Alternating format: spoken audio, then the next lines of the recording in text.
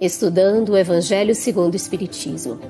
Um estudo sequencial da obra O Evangelho segundo o Espiritismo de Allan Kardec. Essa é a nossa forma de transmitir esperança, conhecimento e alegria.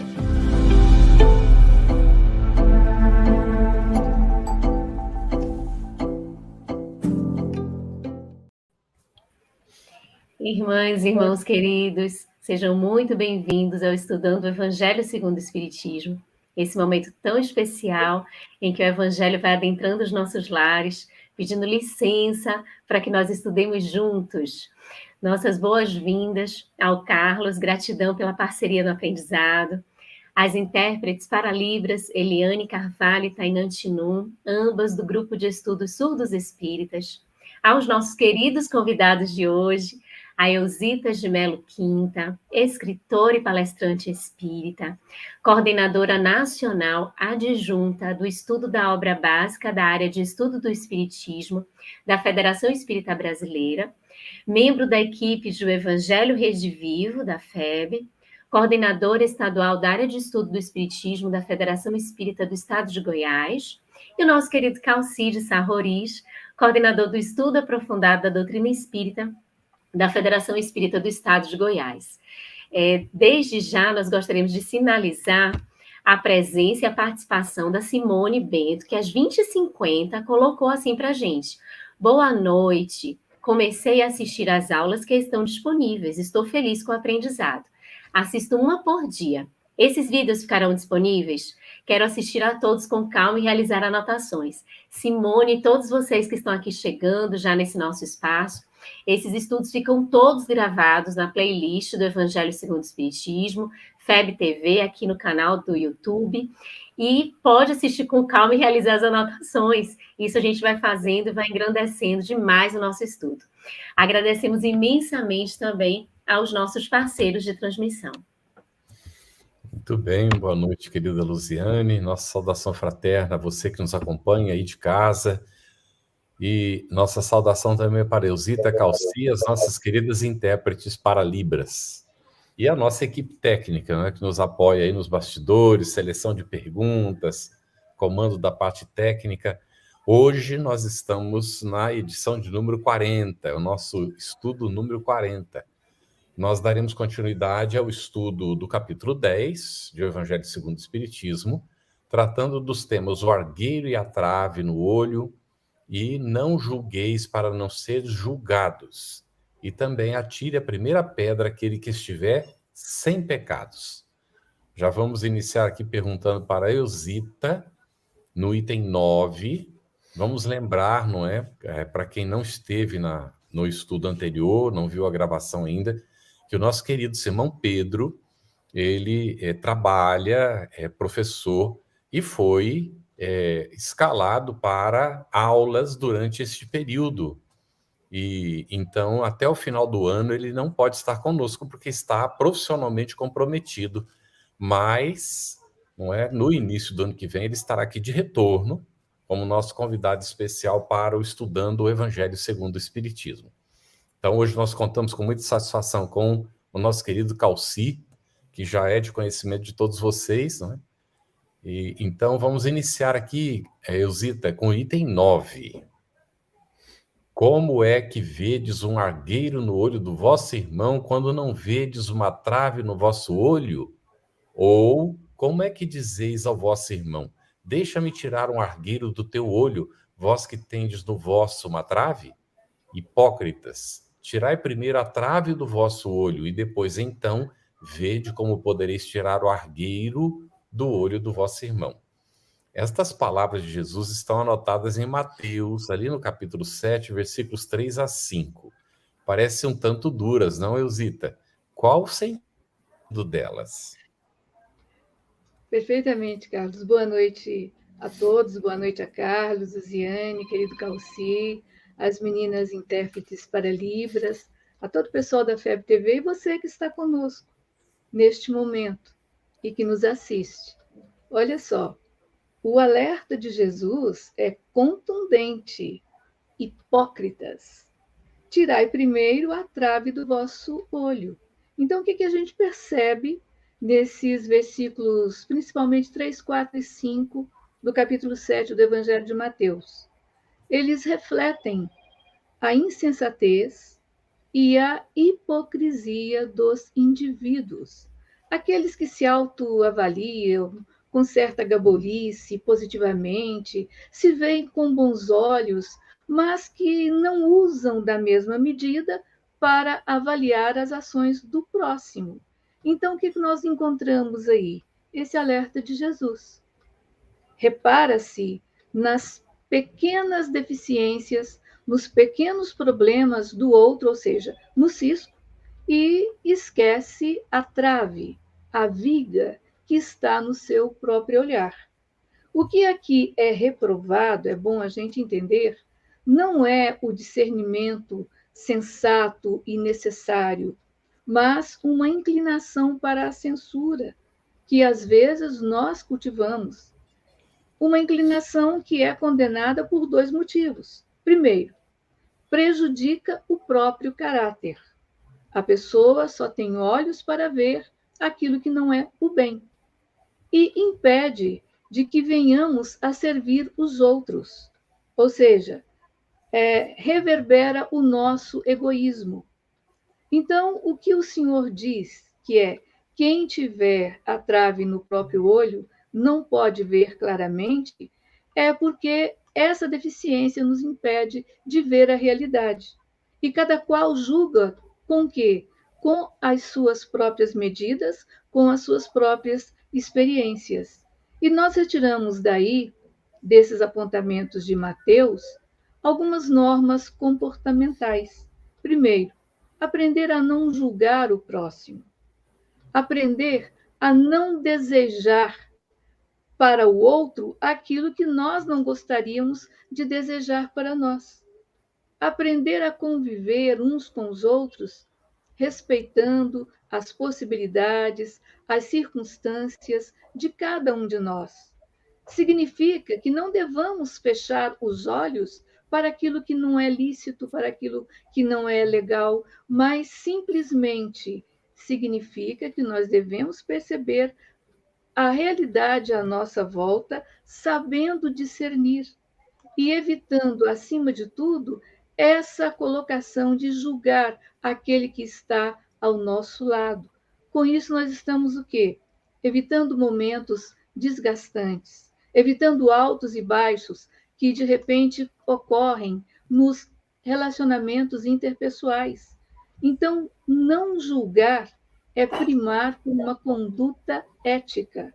Não julgar evitando discriminação, evitando a crítica destrutiva, não denegrir, não apontar defeitos, não diminuir o outro. Enfim, é vivenciar a regra de ouro como aquela conduta exemplar que precisamos ter.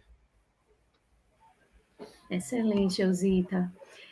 A gente encontra esse trechinho, que é o item 9, abrindo esta temática do argueiro e a trave no olho. Então, Kardec destaca esse trechinho do Evangelho de Mateus e depois ele traz no item 10 alguns comentários. Nós gostaríamos, antes de fazer a pergunta ao Calci, destacar aqui algo que a gente já faz toda semana.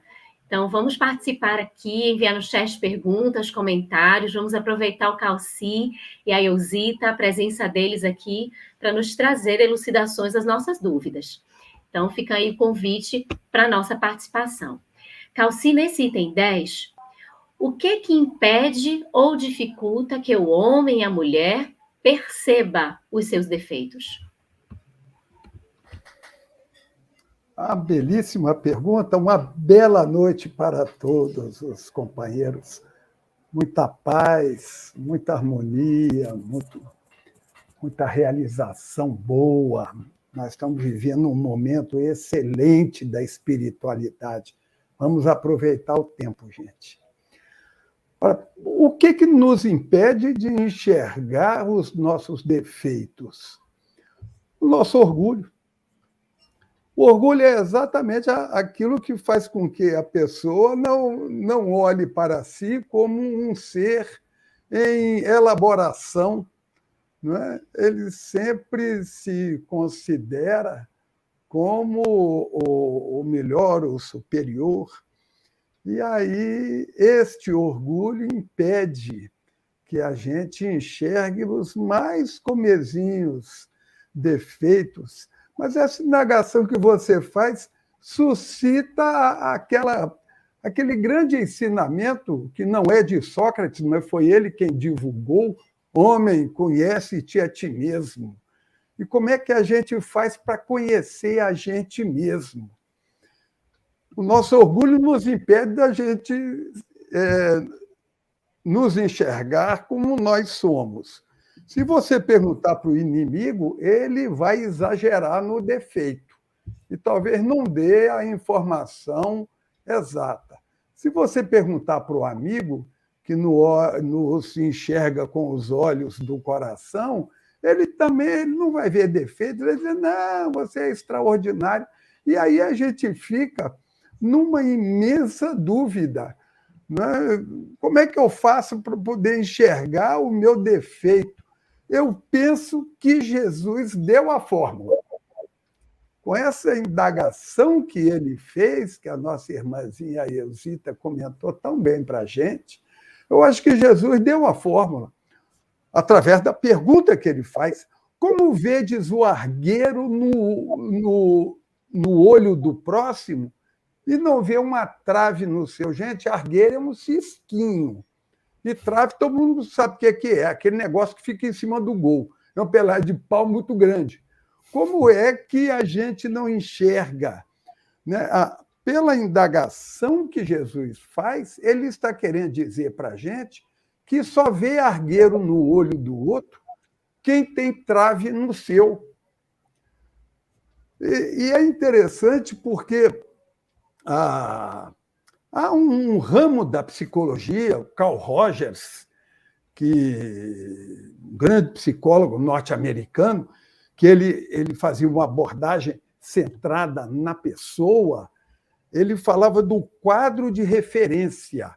Você só consegue se comunicar com o outro quando há quadros de referência idênticos. Caso contrário, a comunicação não se estabelece. Penso que, para enxergar o defeito dos outros, conforme o alerta que Jesus faz, segue o mesmo parâmetro. Só consegue enxergar o cisco, o argueiro, aquele que tem trave. Ora, então Jesus está dando uma fórmula fabulosa para a gente. Vê como é que você enxerga o outro, que talvez seja os defeitos que a gente tem e que nós enxergamos no outro por termos em nós. Caso contrário, nós não veríamos. Rapidamente, tem uma passagem que deveria constar da Bíblia. Ela não consta, mas deveria constar. Dizem que Jesus estava andando ali pela beira do lago de Genezaré, ele e seus discípulos, e passaram por um cachorro morto já há algum tempo. E todo mundo reclamou do mau cheiro, daquela massa disforme e tal. Jesus olhou para o cão e falou: olha os dentes lindos que ele tem. Isso aí é a exata ausência de trave no olho. Só consegue enxergar trave para o defeito. Só consegue enxergar a beleza, a virtude. Então, penso que na pergunta que Jesus faz, ele já nos deixa a fórmula de como a gente achar o nosso defeito, como nós estamos enxergando o outro. Muito bom, Calci. Nós queríamos destacar aqui um comentário, antes de seguir para a pergunta. A Magda Rampini, ela cumprimenta, diz que estudou os vídeos anteriores e agora está seguindo aqui com a gente. Ela já tinha estudado o Evangelho, mas estou aprendendo muito, disse ela. Uma satisfação imensa, viu, Magda? Obrigado pela manifestação. E estamos aqui seguindo nesse estudo, todos aprendendo uns com os outros, não é? É uma oportunidade ímpar. Queríamos esclarecer também aqui para a Rosa Lúcia que nós paramos no item 8 na semana passada. Então, por isso, nós estamos seguindo no item 9 hoje, viu? Dá uma verificadinha, né, no último que está gravado. Então, nós paramos no item 8. Essa era a nossa proposta de trabalho. A gente tem tudo registradinho. E agradecemos aí, viu, Rosa, por chamar a atenção. E se a gente realmente tivesse cometido engano, a gente já repararia aqui, tá bem? Muito bem. Então, agora, Elzita, ainda no item 10. Os comentários de Kardec são muito ricos e nos dá margem a fazer essa pergunta agora. Existe caridade orgulhosa? Impossível. Caridade orgulhosa, nunca. Porque, como o próprio Kardec diz, caridade orgulhosa é um contrassenso, visto que esses dois sentimentos de orgulho e de contrassenso se neutralizam um ao outro. Porque, conforme ele mesmo diz, a verdadeira caridade ela é modesta, simples, indulgente, não tem nada de ostentação. O que existe, na verdade, é ostentação descaridosa, quando a pessoa quer aparecer mais do que é e ela se mostra com toda a ostentação, até mesmo tentando fazer a caridade, a pessoa ostenta de tal forma que ela faz com que o outro, aquele que recebe, se sinta mal. Então, não é uma coisa legal, né? Então, essa caridade orgulhosa é o quê? É filha do orgulho, portanto, não é caridade, é um defeito. Perfeito, Elzita. A Marcela Esteves, querida amiga, lá da Argentina, às 21h45, coloca assim: o nosso orgulho não nos permite ver os nossos defeitos. Mais cedo ou mais tarde, teremos que nos enfrentar com isso para a nossa transformação moral. Seria melhor aproveitar cada oportunidade. Excelente dica, Marcela, que você nos traz.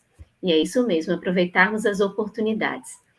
Calci, ainda nesse item 10, tem aqui um destaque de um trechinho do comentário do nosso codificador, que está assim: porque é o pai de muitos vícios, o orgulho é também a negação de muitas virtudes.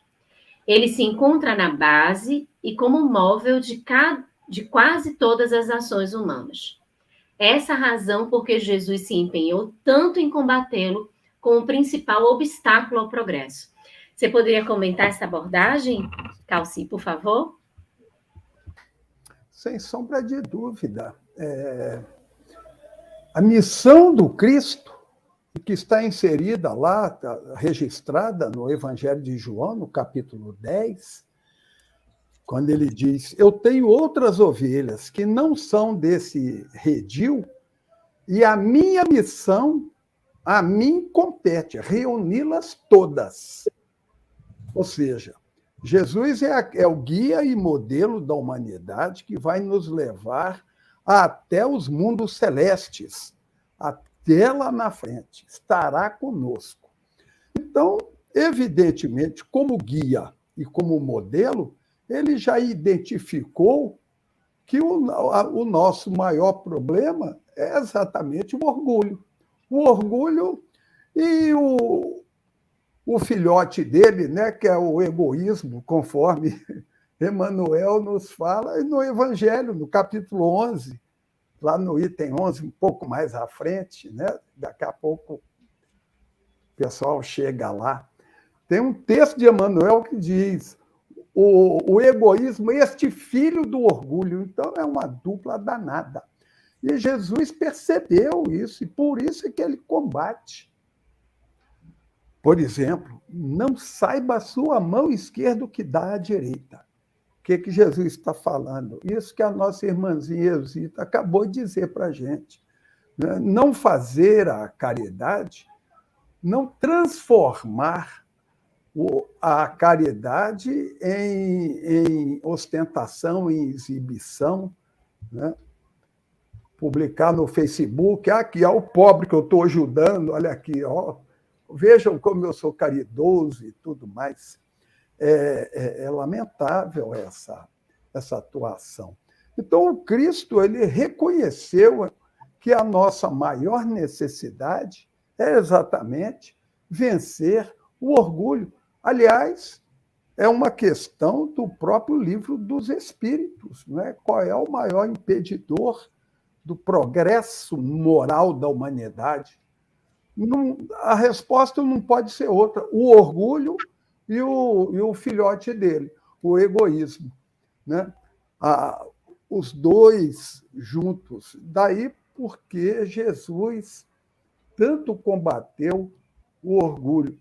O meu velho pai costumava dizer para nós, reunir os filhos todos e dizia assim: olha, nada mais vazio do que uma pessoa cheia de si mesmo. E o orgulho é isso. A pessoa está tão cheia de si mesmo que ele não consegue aprender com o outro. Deus nos dá o sentido de igreja, de agrupamento, para que a gente possa, famílias, cidades, bairros, vilas, etc., para que a gente possa uns aprender com os outros. Se a gente se entope de orgulho, não cabe mais nada. A gente perde a encarnação porque vê as oportunidades de aprender passarem. As pessoas passam e o orgulhoso nada aprende. É por isso que Jesus sintetizou toda a Bíblia, toda a Escritura. Está lá no capítulo de Mateus, capítulo 22 de Mateus. Jesus sintetizou toda a Escritura, tudo aquilo que está na lei e nos profetas, ou seja, em toda a Bíblia, o amar a Deus sobre todas as coisas e ao próximo como a ti mesmo. O exercício do amor é o exercício do vencer o orgulho, de vencer o egoísmo, de sair de si. São os ensinamentos que Jesus deixou para a gente e ele nos conhece, ele sabe exatamente do que a gente precisa. Ainda grandes desafios para nós ainda, né, Calci? Mas vamos na luta, não é? Olha aqui o que comentou a Madalena Rich. Mas o que aprendi é olhar em todos irmãos com amor ao próximo, humildade, honestidade. Amar a ver no outro Jesus com amor. E, de fato, não é, o Evangelho nos orienta nesse sentido. Somos todos irmãos, filhos do mesmo Pai, e estamos destinados a amar-nos uns aos outros. E é uma questão de tempo. Nós escolheremos quando vai ser. Agora, quanto mais tempo a gente adiar, logicamente vamos sofrer mais, não é? Porque isso contraria a lei divina. A lei divina nos ensina a amar. A gente não quer amar, então a gente fica sofrendo os contragolpes daqueles que também não amam. Porque nós nos atraímos por afinidade, né? Vamos conviver com aqueles que se afinizam conosco. Então, é da própria lei a importância de nós amarmos aqui. Nós vamos atender aqui algumas perguntas que estão relacionadas com esses itens. Aqui, só queria destacar também da Vera Fátima, essa leitura do Evangelho é mais um convite de Jesus a fazermos a nossa própria reforma íntima. E é de fato, né, o Evangelho é um roteiro para essa reforma íntima nossa. Mas nós temos aqui, Zito, uma pergunta da Geisa Magna Freitas. Ela perguntou: a pessoa que julga todos e tudo é orgulhosa? Você tem dúvida, Magna? Olha só, o orgulhoso, ele tem uma dificuldade na percepção, ou seja, na sua visão, ele sofre de miopia espiritual. Então, essa miopia gera essa trave. Ele não se enxerga e projeta no outro seus defeitos e faz disso uma autodescrição. Porque, na verdade, quando a gente aponta um dedo nosso para o outro, 3 estão voltados para nós e 1 voltado para Deus, que tudo vê. Né? Então, o orgulhoso sofre de miopia espiritual e se julga maior do que todos. Ele não tem uma visão correta, perfeita, ele não tem discernimento das situações e muito menos de si mesmo. Excelente, adorei a expressão. Aqui só um comentário antes, foi da minha mamãe, às 21h48, a Anísia Bahia, ela colocou: o mestre elucida com clareza e bondade. Para julgar-se a si mesmo é preciso transportar-se, fazer uma reflexão profunda, podando as arestas que impedem de ver-se quem é. Exatamente isso que a gente está conversando aqui. Quanto é útil esse ver-se. E a gente encontra aqui, Calci, a pergunta do Daniel Rosas, 21 e 46. De acordo com o reflexo do espelho interior, que nosso inconsciente, impulsionado pela projeção psicológica, nos faria pensar e mencionar, o defeito que percebemos nos outros que estão em nós mesmos? Esse é o pensamento de Carl Rogers, né? Quando ele fala do quadro de referência. Evidentemente que Carl Rogers, por ser psicólogo, não creio, não sei se ele tinha alguma religiosidade, se pertencia, estava vinculado a algum movimento religioso. Mas eu extrapolei apenas o que ele fala, né? Porque bate exatamente com aquilo que Jesus coloca e é o que exatamente você nos apresenta. O defeito que percebemos nos outros estão em nós. Caso contrário, nós não veríamos, porque nós não teríamos o quadro referencial para identificar aquele defeito. É uma fórmula extraordinária para a gente saber quem nós somos, né, e atender à orientação que o Cristo nos traz. Muito bem, olha, a Shirley Camelo de Souza colocou: não tem humildade para identificar seus defeitos, se acham ser perfeito, orgulhoso. Não é? Então, o orgulho é a antítese da humildade, não é? E o indivíduo realmente... A expressão foi muito legal quando, né, o Calci disse que o pai dele dizia que o indivíduo é tão cheio de si que é vazio de tudo mais, não é? Então, aí fica para nossa reflexão e a gente trabalhar, a gente principalmente, não é? Que todos nós ainda temos qualquer coisa de egoísmo, de orgulho para ser trabalhado em certa circunstância, não é? E isso é para nós ainda um grande desafio. E aqui, olha, essa questão trata de relacionamento, né, Eusita? A Dulce Dias, ela vai perguntar: como devo agir quando um irmão muda seu comportamento comigo sem revelar o motivo?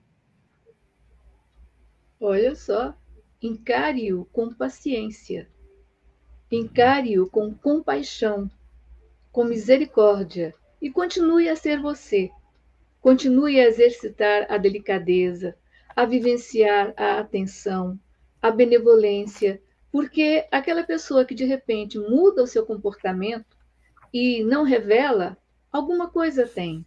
Então observe, chame para o diálogo e tente entender.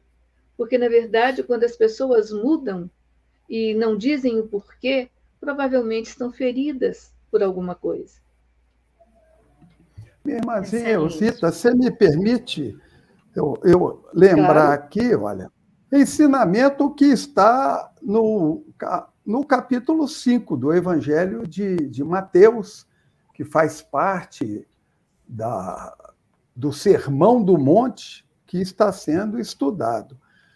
Jesus diz o seguinte: se estiveres oferecendo tua oferta ao altar, e ali te lembrares que teu irmão tem algo contra ti, deixa ali tua oferta e vai reconciliar primeiro com seu irmão.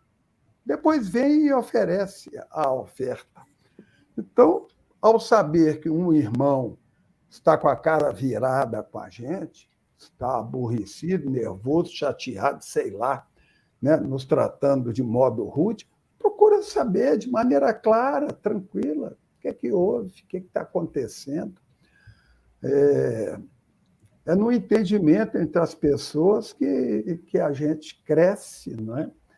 Então, ao saber que um irmão está... Geralmente, a nossa atitude o problema é dele. Se ele está com raiva de mim, o problema é dele, né? Eu não tenho nada a ver com isso. A minha consciência não acusa de nada. Mas a recomendação que Jesus nos dá é diferente. Ficou sabendo que o irmão está aborrecido contigo? Procura o irmão, conversa com ele. Ô, fulano, o que houve? O que está acontecendo? Nós somos amigos. E, às vezes, olha, 99% mal entendido ou palavra dita de uma maneira e entendida por outro de outra. 99% dos desentendimentos e vão aumentando e vão crescendo, mas geralmente parte de uma coisa pequena. Então, vamos desatar esse nó aí, né? Perfeito, Calcinha. Uma coisa que é boa a gente lembrar também é o seguinte: o bom diálogo evita a degola. Então, por que você vai cortar aqueles que estão do seu lado e que, de repente, vocês não estão se entendendo? Busque conversar, busque dialogar, busque entender, mas use a outra face para perceber, a face da compreensão. Aí tudo vai bem. Muito bom. Comentários ótimos, hein? Sim, pode falar. Pode falar. Não, pode seguir. Você colocou esse comentário, Carlos? Eu ia só destacar aqui do Fábio, né? Sangbushi Galarreta. Ele coloca, segundo Leon Denis, no livro Depois da Morte, o orgulhoso é o copo cheio, não absorve nada, deve esvaziar-se de si, e este processo, na maioria das vezes, é de dor. Quando o indivíduo não se dá conta, não quer, não aceita, então vem o processo da dor para despertar. E não é castigo de Deus. É porque o indivíduo se posiciona numa situação de orgulho, então o que o outro faz, ainda que não tenha relação com ele, o ofende. E ele sofre com isso. Então, acaba sofrendo em consequência da própria situação em que se coloca. Não é castigo de Deus, não. Importante que a gente esteja atento a isso, não é? Porque Deus, nosso Pai, nos dá oportunidades de nós crescermos. Então, aqui a Samila Santana, Eusita, vai perguntar. Mas aí era a sua vez, né, Lu? Pode perguntar você, Lu. Tranquilo. Eu ia trazer esse comentário aqui inicialmente, que eu achei tão lindo. Boa noite. Aos 51 anos, estou começando a aprender sobre o Espiritismo. Tenho percebido a diferença positiva que a doutrina tem feito na minha vida. Graças a Deus abri meus olhos, não vou desistir. Depoimento lindo. Muito obrigada por ter compartilhado. E é isso mesmo, a não desistência, a persistência, essa doutrina nos ensina a beleza da vida. E nesse mês de setembro da valorização da vida, sigamos refletindo fortemente sobre esse tema e imprimindo essas práticas de louvor à vida no nosso cotidiano. Obrigada por compartilhar com a gente. E aqui, Calci, a pergunta da Samila, que o Carlos ia trazendo, ele já começou a comentar um pouquinho. É uma pergunta das 21h47, ela diz assim: a trave nos nossos olhos pode ser imposta pela espiritualidade superior para nosso bem? Penso que sim.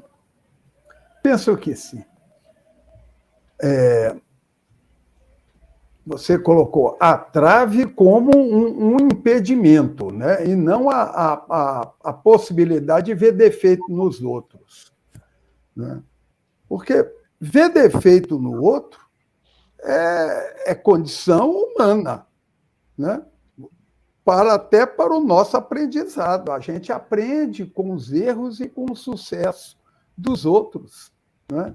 Por isso que a gente vive em conjunto, a gente evolui mais rápido, porque não precisamos passar por todas as situações. Agora, eu entendi aí na pergunta a trave como um determinado impedimento, uma certa inibição qualquer, física, mental, intelectual, e que nos impeça. Sim, a espiritualidade pode impor determinadas traves na nossa vida, determinadas limitações para o nosso bem, por perceber que, se nos deixar livres, a gente vai errar muito mais. Então, o impedimento não é castigo de Deus, é vedação para que a gente não erre nem em um ou outro comedimento da vida, em algum aspecto, e aí se coloca uma trave do impedimento. Né? Eu conheci uma pessoa em Juiz de Fora, meu amigo Martinho, que fez 10 vestibulares de medicina. Nunca passou. Ele dava aula em cursinho pré-vestibular de medicina. conversava com os médicos de igual para igual. Chegava na hora da prova, ele dizia: Calci, eu não lembro nem meu nome. Eu disse para ele: talvez a espiritualidade esteja querendo dizer que nessa encarnação a medicina não, vai fazer outra coisa. Então, talvez sejam aí essas traves para a nossa segurança. Muito interessante. Elzita, a Marcela perguntou aqui, a Marcela Esteves, será que nós não temos a suficiente vontade? E, por outro lado, será também que ainda não sabemos utilizar as ferramentas que Jesus nos deixou? Interessante, Marcela. Será que nós não temos a suficiente vontade? Vontade a gente tem de sobra. O que nos falta é força de vontade para fazer força e modificar as situações. Então, nós nos acomodamos na zona de conforto, não saímos de onde estamos, não nos movemos, ficamos travados, Calci, sem sair do lugar. Mas falta-nos acionar essa vontade que todos nós temos. E como é que acontece isso de não sabermos utilizar as ferramentas que Jesus nos deixou? Nós temos o impedimento dessa percepção. Ainda somos verdes, somos imaturos, não conseguimos perceber em espírito e verdade as sinalizações que Jesus trouxe para nós. Nós não conseguimos perceber e entender a grandeza do Evangelho. E ainda, o orgulho não nos deixa modificar. Porque, de repente, a gente acha que, por ser um pouco mais humilde, nós vamos deixar de ser nós mesmos. Por ser um pouco mais condescendente com o outro, alguém vai pisar em nós. Então, são determinadas miopias que não nos deixam perceber a realidade necessária para a nossa transformação. E aí, o que nós podemos fazer? Pedir em nossas orações para que seja despertado em nós o dom do discernimento, para que nós possamos acertar mais e errar menos. Perfeito. Calci, a Shirley faz uma pergunta para a gente. Mas quando você sabe que se for falar algo a pessoa vai querer discutir, nesse caso o que fazer? Falar ou calar? É muito interessante esta pergunta. E penso que seja a dúvida de todos nós, né? Será que eu devo? Será que não devo? Quando a gente tem amizade suficiente, penso que nós temos a obrigação de, com jeito, do jeito que a gente gostaria que falassem com a gente, não é? A sós, né? Tem gente que gosta de botar no Facebook, né? Ou propalar para todo mundo, né? A sós, aquela informação de Jesus, procura o amigo e a sós com ele, resolve o problema. A sós. Mas a gente deve sempre pensar muito, meditar muito. Até onde que vai o nosso interesse em efetivamente resolver, ajudar a pessoa a resolver o problema, ou até onde nós estamos interessados em jogar na cara da pessoa o defeito que ela tem e que nós sabemos que ela tem. Portanto, é preciso que a gente tenha muito cuidado, muito tato, e, evidentemente, se houver amizade, para não romper uma amizade. Muitas das vezes a gente sabe que a pessoa não vai ouvir. Tem um ditado entre os pastores que diz que entre pastores, aí no caso, criadores de ovelha, às ovelhas você só deve pedir lã. Não peça outra coisa porque ela não tem condição de dar. Então, há pessoas que não têm, talvez, condição de ouvir determinadas verdades. Por que Jesus ficou calado perante Pilatos? Porque ele não sabia? quando Pilatos perguntou para ele o que é a verdade, né? Ele poderia estar falando até hoje a respeito da verdade para Pilatos, mas valeria a pena, seria ouvido. Então, o senso da oportunidade, a possibilidade da pessoa entender o nosso real objetivo, penso que tudo isso deve entrar aí nas nossas considerações, antes da gente dar um toque nas pessoas a respeito daquilo que ela precisa corrigir. Muito bem. Olha aqui, Eusita, nós temos uma pergunta interessante aqui da mãezinha da Luziane, a dona Anísia Bahia. Ela coloca: seria tirando a trave dos olhos sempre no mergulho em si mesmo, buscando palmilhar nos caminhos retos, dependendo da transformação que se esperaria para a libertação da própria consciência? Perfeitamente, dona Nísia. Esse seria o caminho, porque à medida em que nós mergulhamos em nós mesmos, passamos a enxergar a nossa interioridade, percebendo o que é forte em nós, o que é fraco, o que nos ameaça, quais as fraquezas que ainda cultivamos, incensando o homem velho, e tendo a coragem de fazer um planejamento de resgate da nossa individualidade, é a melhor coisa que a gente faz.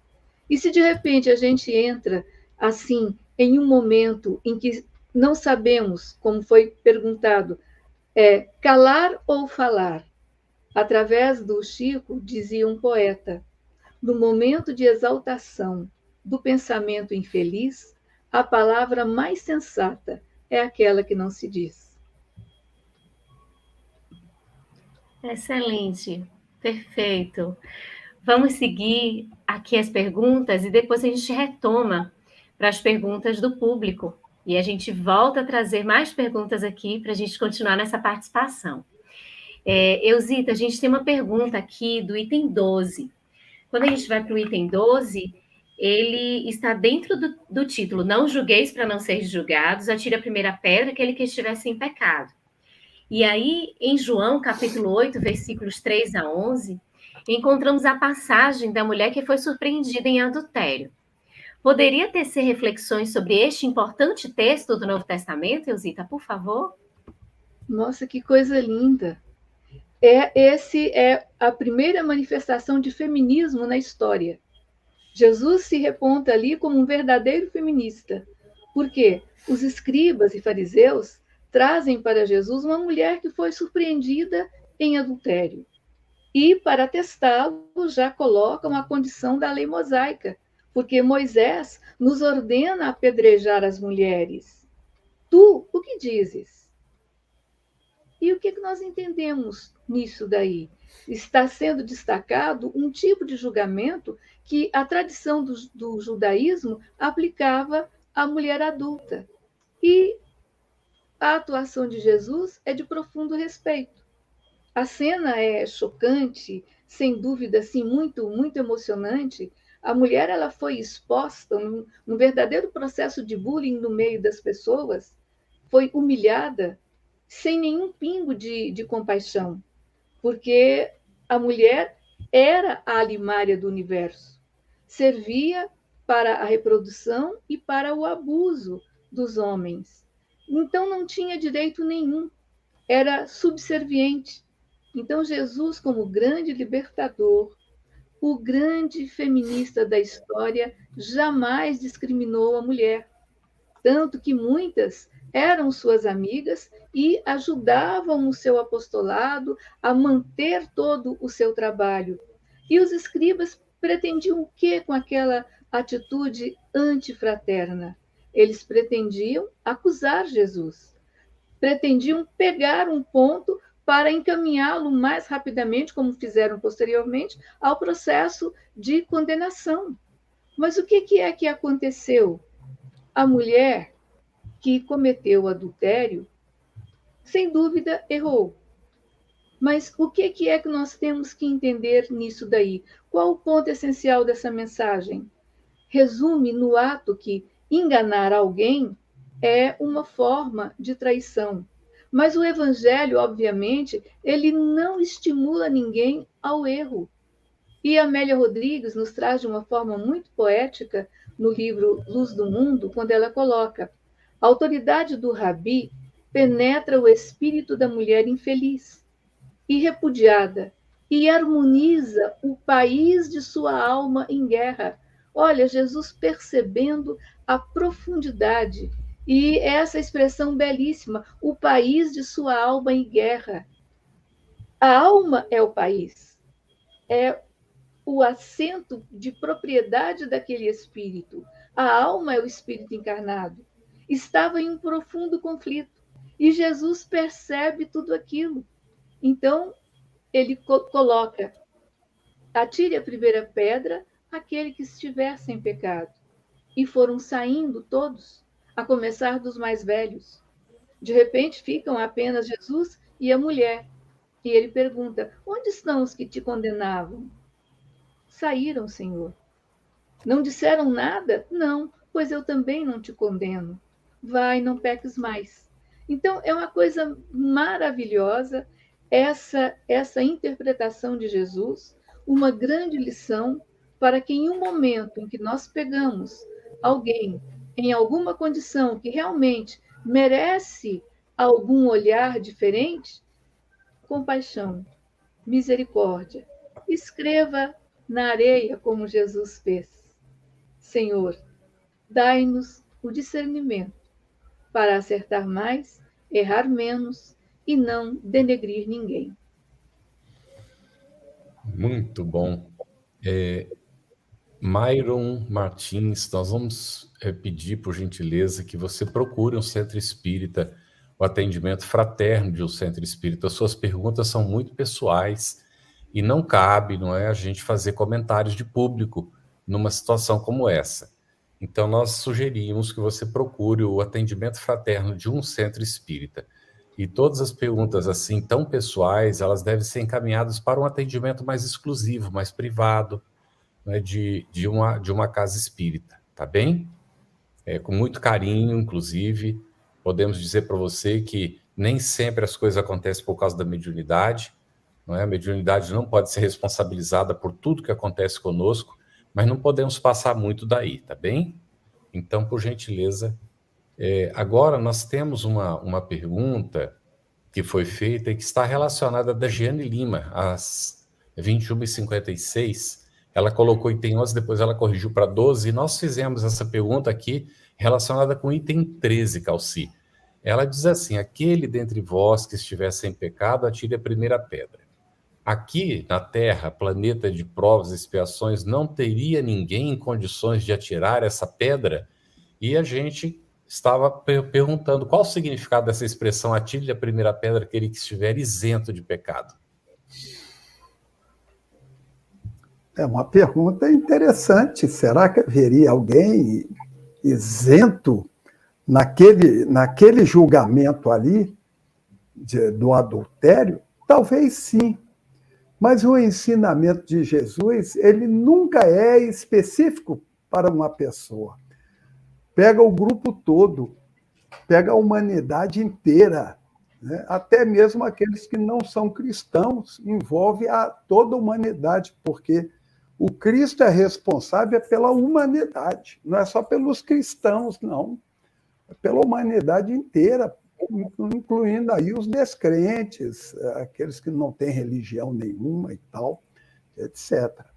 Agora, se houvesse uma bomba naquele tempo e que se fosse jogada no meio da praça, onde estava Jesus, as autoridades judaicas, a mulher adúltera e o povão todo ali, né, não teria efeito maior. Porque as palavras do Cristo, dita com a entonação e a moral que ele tem perante todos nós, atire a primeira pedra aquele que estiver sem pecado, faz com que cada um passasse a se analisar. eu penso que é o primeiro registro de terapia grupal da humanidade, porque cada um começou a se analisar e pensando assim, eu não sou adúltero no sentido estrito do termo aplicado a essa senhora que está aqui sendo julgada, mas eu tenho uma vendinha e lá eu adulterei o meu quilo para 900 gramas. Então, eu também sou adúltero. Eu não tenho capacidade moral para atirar pedra em ninguém. E deixava a pedra cair no chão. E a Elzita chamou a atenção para a gente de um fato muito interessante do registro de João, exclusivo de João, esse texto do capítulo 8 do Evangelho de João, em que diz lá, primeiro os mais velhos saíram, depois os mais jovens. E eu fico aqui pensando, os mais velhos saíram primeiro porque tinham mais erros ou porque tinham mais amadurecimento para reconhecer os erros? É uma dúvida existencial que eu tenho a respeito dessa passagem aí, não é? Sai todo mundo, fica Jesus e a mulher. Então, é uma frase que eu penso que nós deveríamos colocar na tela do computador, na porta da geladeira, no espelho, no ponto onde a gente mais frequenta em casa, para que a gente sempre absorva este ensinamento do Cristo. Atire a primeira pedra aquele que estiver sem pecado. A palavra pecado vem do latim peccadere, que quer dizer escorregar, sair da trilha, do caminho proposto. Peccadere é simplesmente isso. As religiões deram um estofo um pouco maior e tal, mas peccadere é simplesmente escorregar, sair do rumo, sair do trilho. Então, atire a primeira pedra, aquele que nunca saiu do trilho, né? Ainda que seja por pensamento, é uma informação e um desafio que Jesus deixa para todos nós, para que a gente possa pensar nos nossos julgamentos antes de atirar a pedra em quem quer que seja. Perfeito que você traz, Calci, porque quando a gente analisa as atitudes, elas perpassam pelo pensamento, as palavras e os atos. Então, é toda essa análise, esse conjunto de análise que a gente deve fazer. Então, se não são aquelas atitudes ali materializadas, como está o nosso pensamento? Adulterando a lei? Perfeito, Calci. Elzita, nos itens 11 e 13, a gente tem um trechinho assim, não julgueis a fim de não ser julgados. Tem sentido absoluto esta assertiva, Zita? Olha, vamos analisar, porque a palavra julgar, que vem do grego, significa criticar, separar, distinguir, discriminar. Mas aqui, nesse texto, nessa expressão, ela significa a crítica injusta, a censura prejudicial, que Jesus diz que é própria dos hipócritas, daquele que está com miopia na visão espiritual, que não está percebendo bem. Então, se nós formos aplicar em outros contextos, o que é que nós iremos encontrar? Não faleis mal uns dos outros. Aquele que fala mal de um irmão ou julga o seu irmão, fala mal da lei, julga a lei. E quem somos nós para julgar a lei, para julgar o próximo? E o apóstolo Tiago, no capítulo 4, versículos 11 e 12 de sua epístola, ele diz o seguinte, que falar mal do próximo é emitir juízo de valor. E é também faltar com respeito à pessoa. E, por extensão, é falar mal de Deus, porque estamos julgando. Agora, Mateus traz esse comentário, pois com o julgamento com que julga, sereis julgados, e com a medida com que medis, sereis medidos. Então, isso indica o quê? que julgamentos precipitados, imaturos, os que não têm como finalidade observar para corrigir, mas simplesmente a finalidade de denegrir a imagem do outro, é complicado. E nós verificamos que nós não estamos enganando somente o outro, nós estamos enganando a nós mesmos com a nossa falsa percepção. Então, nós temos que entender o que nós precisamos fazer. Ir a um oculista espiritual, corrigir a nossa percepção, usar o grau do entendimento, da boa vontade, para enxergar aquilo que é belo, que é nobre, que é útil, e deixar de lado esses miasmas que simplesmente emperram a nossa convivência. Muito bom. Calci, no item 13, o que Kardec quis dizer com a autoridade para censurar está na razão direta da autoridade moral daquele que censura? Kardec sempre didático, né? Sempre. Porque a capacidade para julgar está naquele que detém a moral. É isso que Kardec está querendo dizer. É a única autoridade legítima para julgar é a autoridade moral. Agora, o interessante é que o Cristo, com toda a autoridade que tem sobre todos nós, né, mesmo assim ele diz, não vou julgar. Onde estão os teus acusadores, mulher, se referindo a encontro com essa moça? Foram embora, senhor. Eu também não te julgo, não. Vai e não peques mais. A gente percebe que Jesus não passou a mão na cabeça. Né? Tadinha dela, não é? Tadinha. Não. Assuma a responsabilidade. Vai e não peques mais. A recomendação está aí. Toma cuidado, não escorrega, não sai do caminho. Não sai do caminho. A trilha é essa. Né? Segue esse caminho. Então, Kardec, quando nos fala da autoridade moral, nos remete imediatamente ao Cristo que diz: todo o poder me foi dado. Nós sabemos, pela obra A Caminho da Luz, que é o Cristo quem construiu o planeta Terra. E é por isso que os nossos queridos irmãos católicos e evangélicos consideram Jesus como Deus. Exatamente por isso, por chegar nessa compreensão, nós, espíritas, fazemos a distinção entre o Criador e Jesus, em espírito em que os processos humanos já estão encerrados, segundo Emmanuel nos orienta no livro Consolador, na questão 327, se não me engano.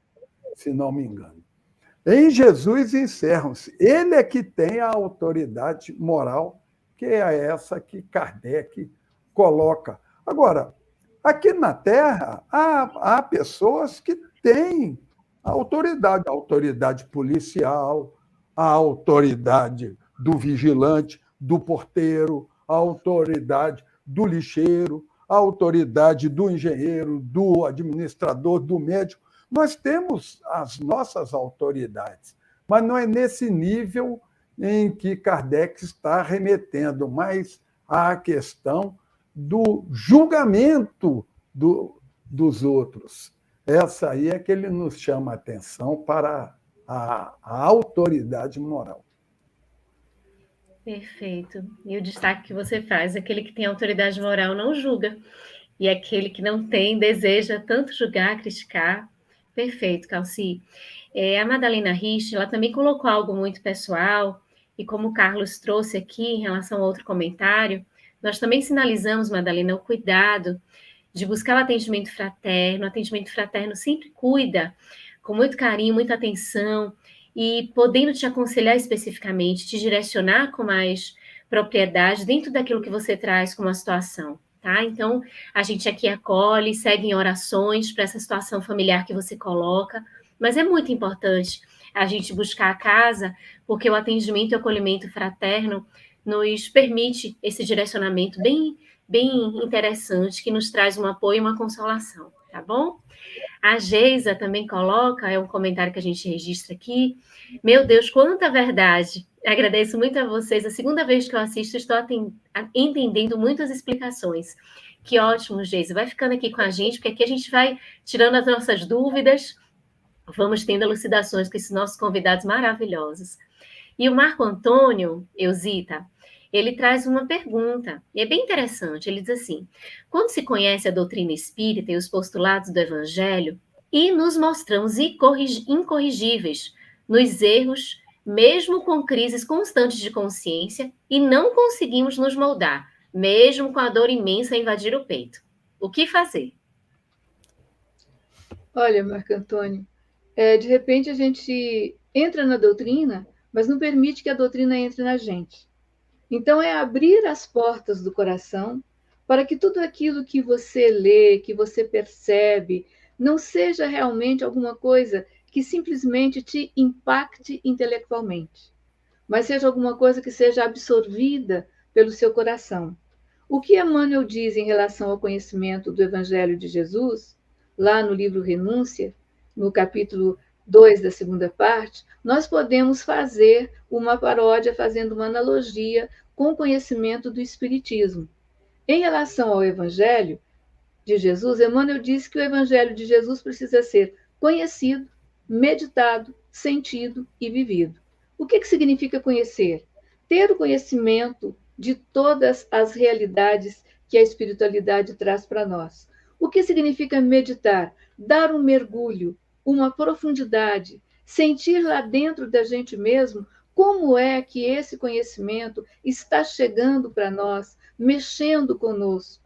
Sentir é verificar se o que você conhece está tocando o seu coração, está te fazendo refletir no seu dia a dia, porque não pode ser o conhecimento lá no livro ou lá no meu intelecto e eu distante disso. Eu tenho que ter esse mergulho e, por fim, vivenciar. Então, com o Espiritismo também não é diferente. Nós precisamos do conhecimento, nós precisamos da meditação, da reflexão, aprofundar. E precisamos sentir dentro de nós a pujança dessa doutrina que é sol nas almas, que é libertação dos nossos atavismos, e vivenciar, fazer a nossa transformação moral para o bem, para o amor, para a caridade, para deixar surgir o homem novo, deixando de lado o homem velho que sempre nos atrapalha. Muito bom, gente. Vamos ver aqui, Calci. Nós temos uma pergunta do Ricardo Mendes. Ele diz assim: para a mulher cometer adultério é preciso ter um outro adúltero. No Velho Testamento não tem nada sobre esse tema de acordo com as leis antigas? Mas aí é que está o ponto e a crueldade da coisa. Aí é que está. Evidentemente, não era um adultério por pensamento, porque ela foi apanhada em flagrante adultério. Então, se ali está a adúltera, onde está o adúltero? Certamente no meio da multidão, já com a sua pedra na mão, aguardando a hora do apedrejamento, a ordem do apedrejamento. Então, a gente percebe que a lei hoje, ainda é muito favorável ao gênero masculino, não é? No tempo de Jesus, no tempo de Moisés, era muito mais. Ou seja, nós estamos melhorando as nossas leis. Estamos melhorando pouco a pouco.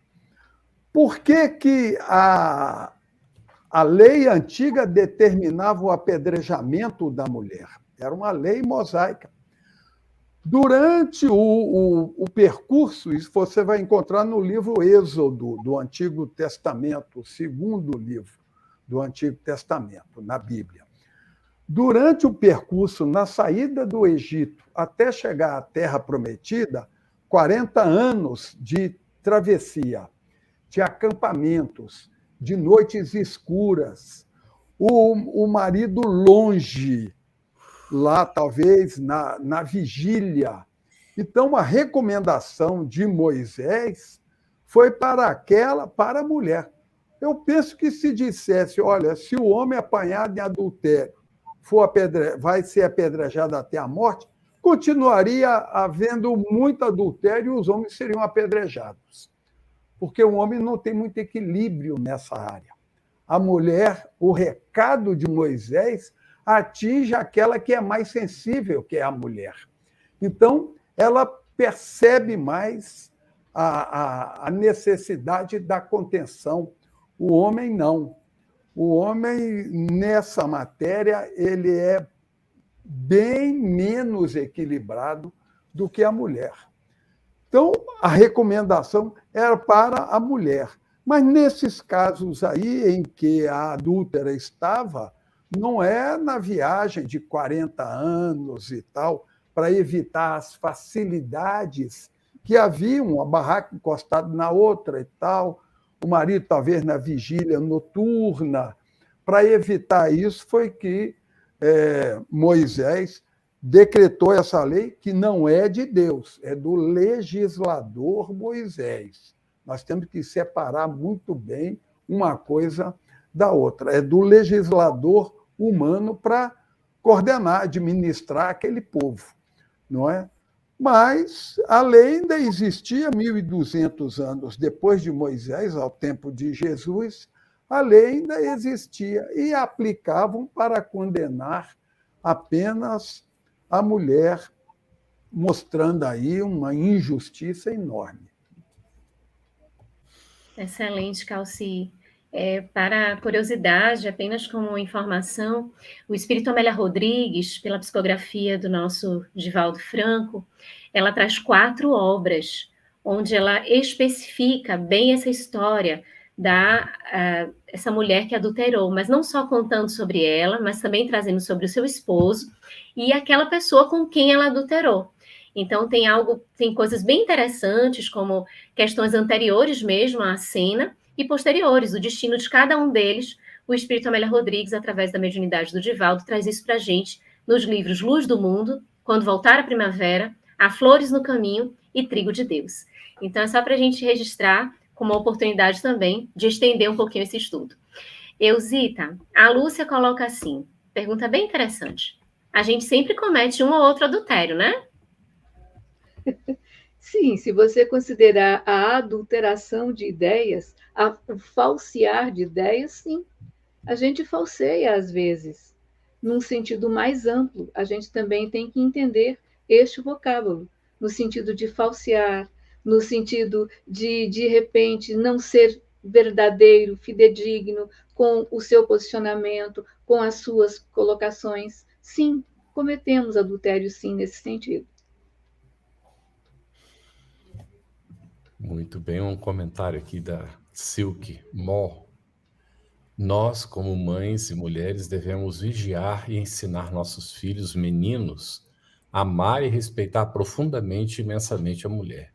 É isso aí, gente. É fruto da educação e é um papel nobre, lindo, não é, da mulher, que precisa ser secundado pelo próprio pai, naturalmente, de educar para o respeito mútuo entre as criaturas. Sem discriminações. Já não cabem mais, gente, as discriminações. Nós já não queremos mais isso. Então, precisamos aprender a nos respeitar mutuamente. Como o Calci disse, a educação tem favorecido para que o homem tenha liberdade, né? E aí fica sempre essa... Com o tempo, a mulher começa a conquistar espaço também. E, infelizmente, muitas coisas imita justamente a má educação que o homem recebeu. Então, a gente perde o ponto de equilíbrio que a gente teve até então. Daí a importância, né, do diálogo, da conversa e de nós nos apoiarmos mutuamente nesse esforço de educação aos nossos filhos para o respeito mútuo. Eu digo para vocês que nós trazemos tendências do passado. Então, às vezes, reencarnando várias vezes como homem, o espírito acaba adquirindo essas coisas que vêm. Então, lá na minha adolescência, eu era profundamente machista. Então, com os 12, 13 anos, estava lendo o Livro dos Espíritos. Quando chegou na questão 200, 201, que diz que o espírito ora reencarna homem, ora mulher, eu botei a mão na cabeça e falei, meu Deus do céu, eu preciso mudar, porque só olha o que eu vou ter que sofrer. Então, é uma luta tremenda, né, da gente se superar nessas coisas, porque senão a gente fica repetindo as experiências que nos trazem dor, sofrimento. Ninguém merece ser discriminado, gente. Temos que parar com isso. Então, o esforço, não é, da educação foi muito bom esse comentário da Sil, que mora aqui, que cabe realmente aos pais educar os filhos nesse sentido, e normalmente, não é, a mulher assume mais esse papel da educação, mas que os pais compreendam que também precisam fazer o esforço de apoiar esse trabalho, porque a educação é responsabilidade dos pais, conforme está nas questões 383, 385 do Livro dos Espíritos e em outros momentos da codificação, não é? Desculpe o comentário mais longo, e nós temos vários comentários interessantíssimos aqui, mas nós queríamos colocar essa pergunta da Samila Santana. Percebo que fica impossível evoluir sem fazer julgamentos. Creio que esses julgamentos devem ser individuais, só nosso. Observar não é a melhor forma de aprender? A gente vai tratar desse assunto ainda, dentro desse capítulo 10, não é? Tá bem, Samira? É Samila, né? Se você acompanhar, a gente vai tratar disso. É lícito a pergunta, né? A gente observar as imperfeições alheias e tudo. Aí, Lu, contigo, a última pergunta, não é? Vamos lá. Vamos colocar aqui a última pergunta do José Manuel. No item 13, não haveria também uma lição para a coletividade no que diz respeito à atitude do homem em agir sem pensar nas consequências, o efeito manada, mesmo com o amparo da lei? Acho que agora é o Calci. É o Calci? Por favor, Calci. Perfeito, sem dúvida. Jesus nunca dá um ensinamento para um só. Ali havia uma multidão, e cada um recebeu o recado que precisava. As autoridades judaicas que foram inquirir Jesus para poder prendê-lo, na verdade, eles queriam prender Jesus e trouxeram a mulher para fazer a indagação. Eles também aprenderam. Então, a lição é para todos e cada um absorve a lição conforme precisa. Agora, Kardec nos coloca, está lá no capítulo mais adiantado, mas eu penso que seja oportuno a gente falar aqui. Está lá no capítulo 17, Sede Perfeitos, no item 4, quando Kardec revela que o verdadeiro espírita, o verdadeiro cristão, é reconhecido pela sua transformação moral e pelos esforços que empreende para domar as suas más inclinações.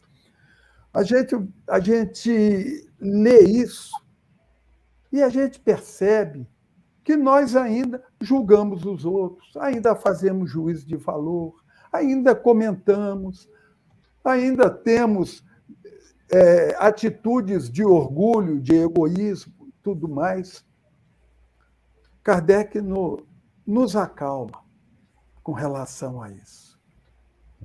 Reconhece-se o verdadeiro espírita pela transformação moral naquilo em que empreende e nos esforços para domar suas más inclinações. Ninguém vai conseguir ser perfeito de uma hora para outra.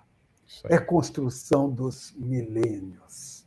Mas que a gente jamais perca a oportunidade e a atenção de assimilar essa ou aquela lição que passa por nós, às vezes, uma oportunidade de alguém que diz alguma coisa, algo que a gente, sem querer, às vezes, lê e nos impacta. São esses os momentos de aprendizado nosso. O Cristo, quando coloca a informação, cada um absorve do jeito que pode. É por isso, e do jeito que precisa. É por isso que são palavras de vida eterna, aquilo que ele diz. Porque cada um absorve conforme a necessidade de crescimento. Muito bom. Gostaríamos de seguir, naturalmente, não é? O assunto é muito interessante, mas o nosso tempo está esgotado. A Tânia comentou assim: agradeço por tanto esclarecimento, é minha primeira vez aqui, espero poder acompanhar sempre. Seja muito bem-vinda, Tânia, todos vocês que estão vindo pela primeira vez. Os nossos encontros semanais, eles ficam gravados e disponíveis gratuitamente. Quem começa agora pode ver todos eles, não é? Acompanhar direitinho. Queremos agradecer aqui a Eusita, ao Calci, as nossas intérpretes para Libra, a Luziane Bahia por dividir aqui a responsabilidade da atividade, a todos os nossos parceiros de transmissão e a nossa equipe técnica da FEB TV e companheiros. O nosso estudo ele está disponível também em podcast, no Spotify e nas demais plataformas de áudio streaming. Para maiores informações acerca do nosso estudo, acesse o nosso Telegram, @estudo_ESE_FebTV. E para encontrar todo o conteúdo do estudo, basta acessar o site www.febtv.com.br/estudo-ESE. Do Livro dos Espíritos, basta trocar SE por LE. A FEB TV disponibiliza 3 oportunidades de estudo das obras básicas do Espiritismo. Nós temos o Estudando o Livro dos Espíritos, toda segunda-feira, às 20 horas. Estudando o Livro dos Médiuns, toda terça-feira, às 20 horas. E aqui, esse Estudando o Evangelho segundo o Espiritismo, toda quinta-feira, às 21h30. Apoie a FEB TV, ajude a manter este e outros estudos no ar acessando febtv.com.br. No nosso próximo estudo, nós vamos continuar aqui com o capítulo 10, Bem-aventurados os que são misericordiosos, instruções dos Espíritos, perdão das ofensas. Muito obrigado e até a semana que vem.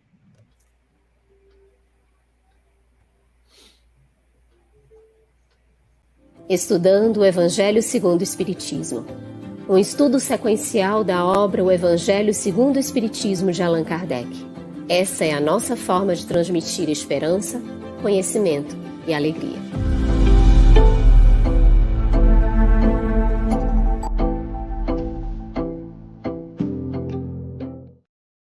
Aproveitando a minha expressão de gratidão, dizer que tu continues a participar, colaborando tanto quanto possível, para que esta proposta de amor e de paz continue a celebrar a vida por mais longos anos, porque a necessidade do mundo é impiedosa, crescente.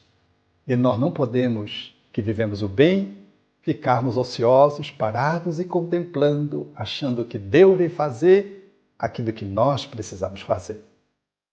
Minha gratidão, o meu abraço e o meu terno convite para que continuemos juntos com a FEB TV no ar, brilhando luz.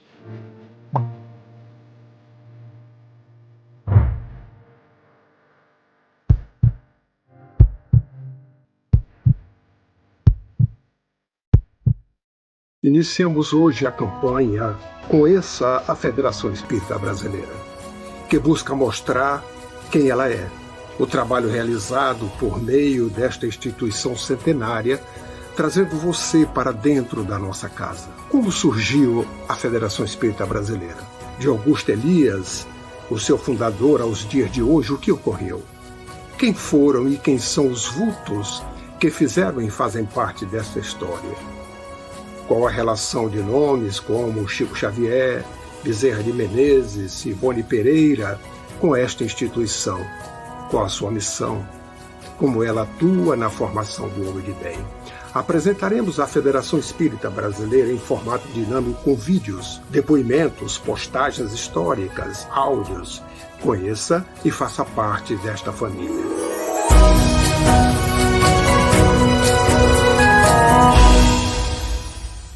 A Federação Espírita Brasileira lança o portal FEB Podcast, com conteúdos em áudio que objetivam esclarecer e consolar corações para uma postura de vida com fé, harmonia e esperança.